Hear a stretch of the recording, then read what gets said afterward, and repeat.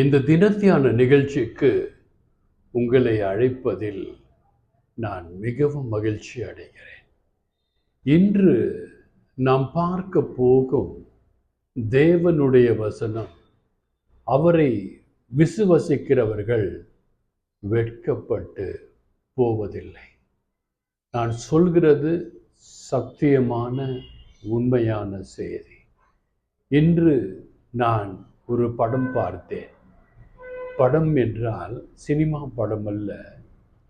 ஒரு இஸ்லாமிய சகோதரன் பைபிள் படிச்சுட்டு இயேசு கிறிஸ்துவை தன்னுடைய சொந்த இரட்சகராக ஏற்றுக்கொண்டு விட்டான், இயேசுவை பிரசங்கிக்கிறான் அந்த இஸ்லாமிக் கண்ட்ரியில்னு தெரிஞ்ச உடனே அவனை பிடிச்சு ஊருக்கு வெளியே எல்லோ மக்களும் கூடி அவன் சட்டையை பனியனை கலைஞ்சி அவன் மேலே கல் எரிஞ்சு கொள்றாங்க. இயேசு இல்லைன்னு சொல்லு, அல்லாவை ஏற்றுக்கொள், அல்லாஹ் அக்பர்னு சொல்லுன்னு சொல்லி அடிக்கிறான். அவன் வழியில கதர்னான் தவிர இயேசு இல்லைன்னு அவன் சொல்லவே இல்லை. அவன் பாரம்பரிய கிறிஸ்தவன் அல்ல, ரட்சிக்கப்பட்ட சபையின் உறுப்பினர் அல்ல. இயேசுவை ஒரே ஒரு தடவை வேத வசனங்கள் மூலமாக சந்தித்து இயேசு ஆண்டவர் என்று ஏற்றுக்கொண்டான். ஞானஸ்தானம் பெறவில்லை, கன்ஃபர்மேஷன் பெறல, ஹோலி கம்யூனியன் பெறல. அந்த இஸ்லாமிய நாட்டிலே வேத புத்தகம் அவனுக்கு கொடுக்கப்பட்டது. அந்த வேத புத்தகத்தை வாசித்து பார்த்து இயேசுவை கண்டெதிரே காண்கிறான். எப்படி நான் கண்ட இயேசுவை இல்லை என்று சொல்லுவது என்று வலியினால் கதறுகிறானே தவிர, துடிக்கிறானே தவிர, அவன் இயேசுவை மறுதலிக்கவே இல்லை. கடைசி உயிர் மூச்சு இருக்கும் வரை இயேசுதான் கடவுள் என்று சொல்லி கீழே விழுந்து மடிகிறான். இன்றுதான் நான் என் ஃபேஸ்புக்கில் அதை பார்த்தேன். கண்கள் குலமாயிற்று, இருதயத்தில் அழுதேன். நீங்களும் நானும் இந்த வாலிபன் முன்னால் பெரும் பாவிகள். இயேசுவை ஏற்றுக்கொண்டிருக்கிறோம், வேத வசனங்களை படிக்கிறோம், இயேசுதான் உண்மையான தெய்வம் என்று சொல்லுவதில்லை. சிலர் சிலுவை போட்ட செயினை கூட காலேஜ் படிக்கும்போது உள்ள போட்டுக்கிறாங்க பெண்கள். ஏன்னா கிறிஸ்தவன்னு தெரிஞ்சா இந்து பையன் பார்க்க மாட்டான், முஸ்லிம் பையன் பார்க்க மாட்டான்னு செயினை உள்ள போட்டுக்கிறாங்க. எப்படி இருக்கு பார்த்தீர்களா?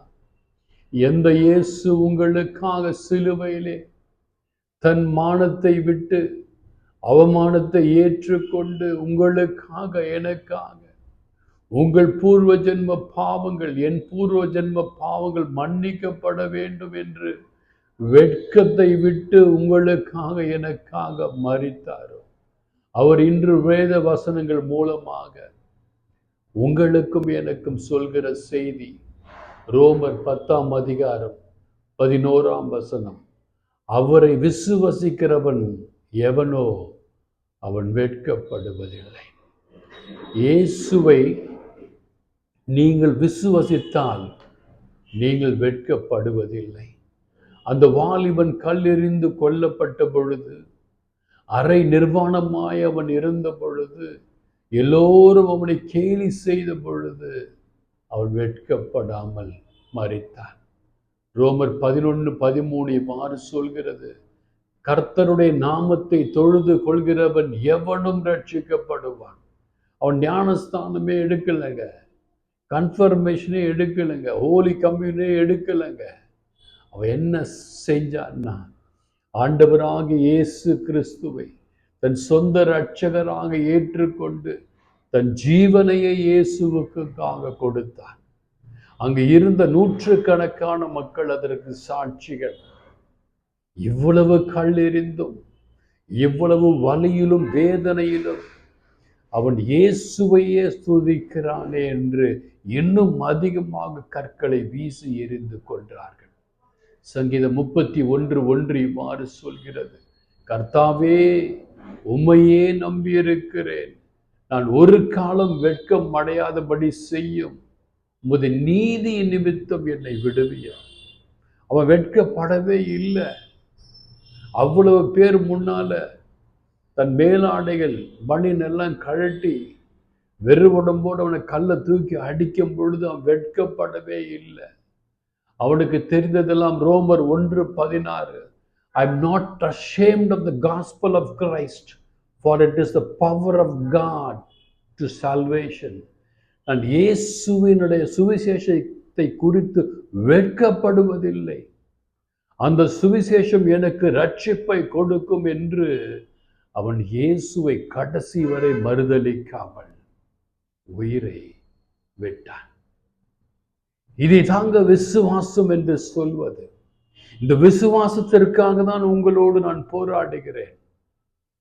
இந்த வயதிலும் கூட உங்களுக்கு தினந்தோறும் இந்த வேத வசனத்தை எப்படியாவது சொல்ல வேண்டும் என்ற என் வேலைகளின் மத்தியிலே உங்களோடு பேசிக் கொண்டிருக்கிறேன். ஏன் பேச வேண்டும்?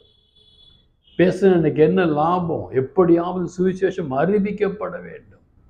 ஒரு தடவை பைபிளை படிச்ச அந்த இஸ்லாமிய வாலிபன் இயேசுவுக்காக ஜீவனை கொடுத்த பொழுது நீங்களும் நானும் இயேசுவுக்கு என்ன கொடுத்தோம்? அவமானத்தை கொடுத்தோம். நீங்களும் நானும் பாவம் செய்யும் பொழுது எல்லாம் இயேசுவை காட்டி கொடுக்கிறோம். யூதாசு ஒரு விசை காட்டி கொடுத்தான். நீங்களும் நானும் தினமும் இயேசுவை காட்டி கொடுக்கிறோம்.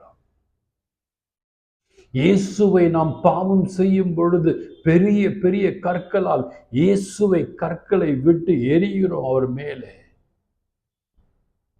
உங்கள் பாவம் என் பாவம் கற்களால் இயேசுவை தாக்குகிறது. இப்படியாக இன்னும் ஒரு நிகழ்வை நாம் வேதத்திலே பார்ப்போம்.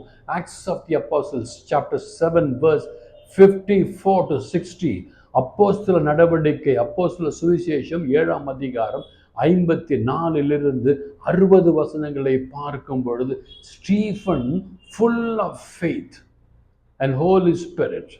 ஸ்டீஃபன் என்கிற வாலிபன் பரிசுத்த ஆவியினாலும் ஆண்டவரின் மேல் நம்பிக்கையினாலும் நிறைந்தவராயிருக்கிறார். அவர் இயேசுவை மக்களுக்கு அறிவிக்கிறார்.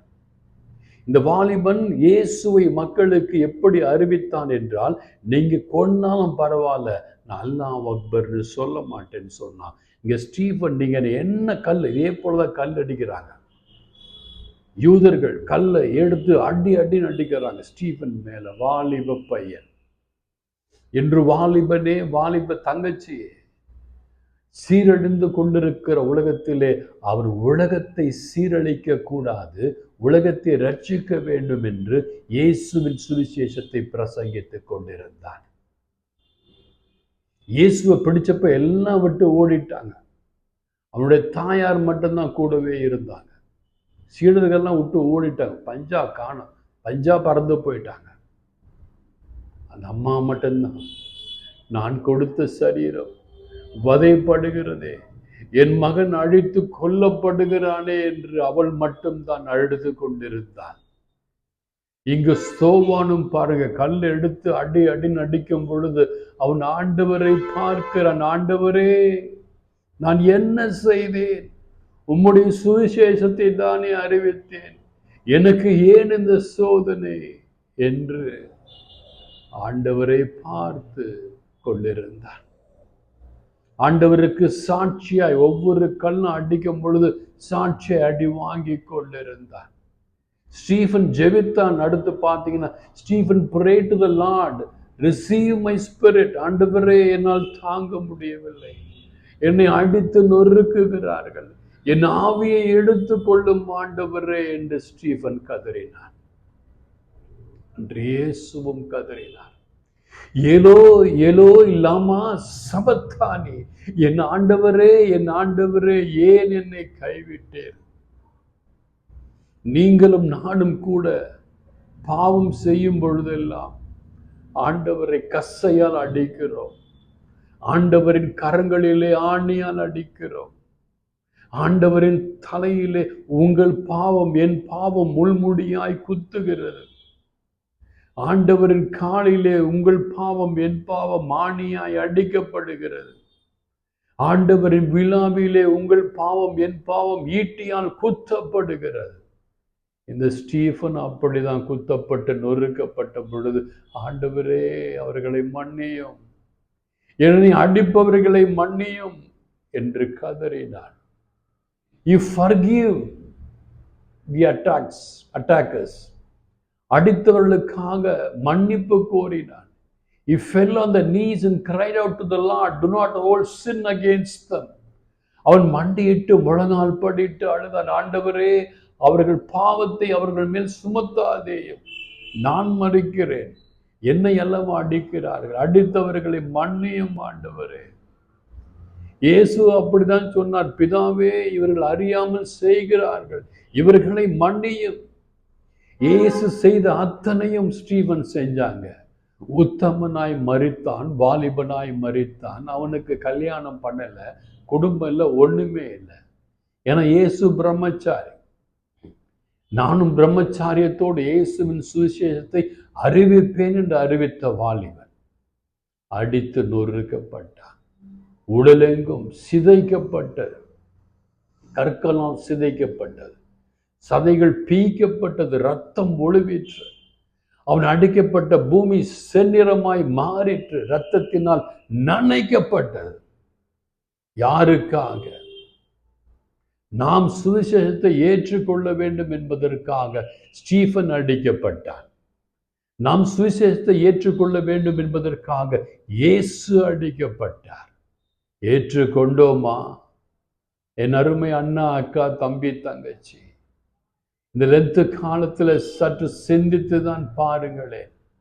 உங்களுக்காக செய்யப்படுகிற இந்த ஊழியங்கள் விலை மதிப்பு அற்றது.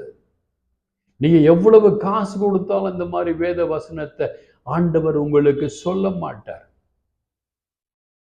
வேதங்கள் என்பது புராணங்கள் என்று சொல்லுவார்கள். இயேசு மட்டும்தான் சரித்திரத்தில் வேதத்தை எழுதியிருக்கிறார். கிமு கிபி என்று சரித்திரத்தில் உங்களோடு தேவனாய் இருக்கிறார். உலகமே, அண்ட சராசரமே இயேசுவை தேவனாய் ஏற்றுக்கொண்டுள்ளது சரித்திரத்திலே. இன்று சொன்ன ஒவ்வொரு வசனங்களையும் சற்று தியானித்து பாருங்கள். இயேசுவின் 5 காயங்களை குறித்து தியானித்து தான் பாருங்களேன். இனியும் பாவம் செய்ய வேண்டாம் என்று உங்கள் பாதங்களை பிடித்து கெஞ்சுகிறேன். நீங்க எனக்கு சப்ஸ்கிரைப் பண்ணனாலும் பரவாயில்ல, பாவம் செய்யாதீங்க. இந்த செய்தியை தொடர்ந்து பாருங்க. நீங்க சொல்ற ஒவ்வொரு ஜெபத்தையும், உங்களோட ஒவ்வொரு கோரிக்கையும் பெரிய பெரிய ஊழியக்காரன் படிக்கவே மாட்டாங்க, அவங்களுக்கு நேரமே இருக்காது. நான் ஒவ்வொன்றையும் வாசிக்கின்றேன். ஒவ்வொரு எனக்கு வர மெசேஜும் வாசித்து அவர்களுக்காக கண்ணீரோடு பாரத்தோடு ஜெபிக்கிறேன். நான் யார்கிட்டையும் காணிக்க வாங்கிறது இல்லை. ஜிபே, எந்த பே அந்த பே எனக்கு ஒன்றும் கிடையாது. 3 வேளை சாப்பாடு சாப்பிட்றேன், நைட்டு படுத்து தூங்குறேன், பைபிள் படிக்கிறேன், ஜெபம் பண்ணுறேன், வேற வேலை இல்லை. இனிமேல்ட்டு வேலை செய்யணும்னு எனக்கு தோணுது. ஏன்னா எனக்கு வருமானம் பத்தலை, அதாவது செய்யணும்னு தோணுது. எனக்கு பிரியமான அன்பு தேவ பிள்ளைகளே, இந்த ஊழியத்தை தொடர்ந்து செய்ய வேண்டுமே ஆனால் அது உங்கள் கையில் இருக்கிறது. இந்த செய்திகள் தொடர்ந்து உங்களுக்கு கொடுக்கப்பட வேண்டுமே ஆனால் நீங்கள் எவ்வாறு இந்த செய்திகளை உற்சாகத்தோடு கேட்கிறீர்களோ, பிறருக்கு பகிர்கிறீர்களோ, அதில் உங்கள் கையில் இருக்கு. உங்களுக்காக அழ நான் தயார். எனக்காகவும் இந்த ஊழியத்திற்காகவும் நீங்க ஜெபிங்க, வேற ஒன்றும் வேண்டாம். இந்த ஊழியம் வளரணும், எல்லா இடத்துக்கும் சென்று அடையணும். இந்த ஊழியம் தெலுங்கு, ஹிந்தி, மலையாளம் எல்லாத்தையும் நான் பேசணும். ஆண்டவர் ரெடி எனக்கு சொல்லித்தரத்திற்கு, நீங்க ரெடியா அப்படின்னு கேட்குறாங்க. ஏற்கனவே ஒரு ஹிந்தியில் ஒரு மெசேஜ் போட்டிருக்கேன், மலையாளத்தில் போட்டிருக்கேன். அவ்வளோ ரீச் இல்லை, நான் விட்டுட்டேன். ஆண்டவர்கிட்ட போராடி கற்றுக்கிட்டு ரீச் இல்லை, நான் என்ன பண்ணுறது? எனவே என்று சொன்ன ஒவ்வொரு வசனத்தையும் யோசித்து தியானித்து பாருங்க. இந்த செய்தியை 2 முறைன்னா அட்லீஸ்ட் கேட்டு பாருங்க. நீங்க நல்லா இருப்பீங்க. உங்க குடும்பம் நல்லா இருக்கும். உங்க பிள்ளைகள் நல்லா இருப்பாங்க. God bless you all.